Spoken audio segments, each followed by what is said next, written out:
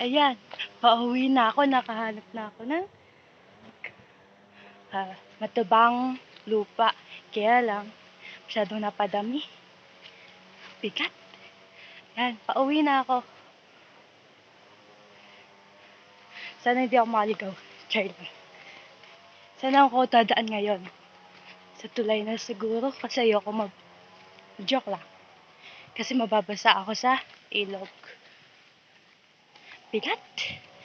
Napadami pala yung kuha ko. Dami.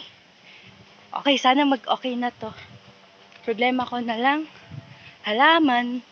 Kasi, kailangan ko pang buhayin. Alright. Alright. Saan ako dadaan? Look, saan ako dadaan?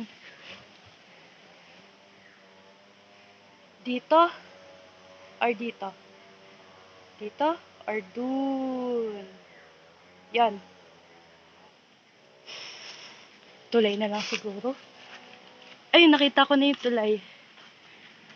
Ayun, lapit. Tulay na. Tulungan niyo ako mag-isip. Saan ako dadaan? Sa ilog? O sa tulay?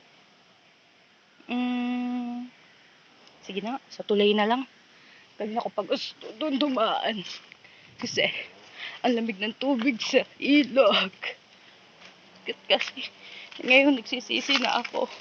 Bakit ang dami kong kinuha. Tapos isang plastic lang ang dadalhin ko bukas sa school. Bye-bye na muna. Full storage ako.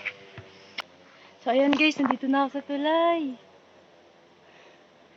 Bigat. Patong muna yung daladala ko. Bigat. Buti lang talaga nakita ko si Papa.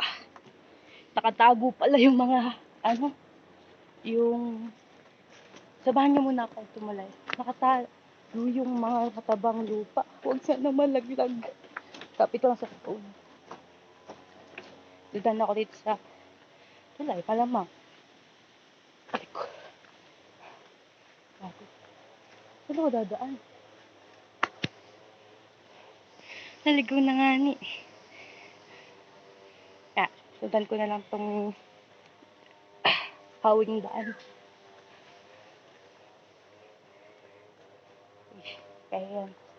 Update ko na lang kayo kung nasa part na ako. Bye-bye!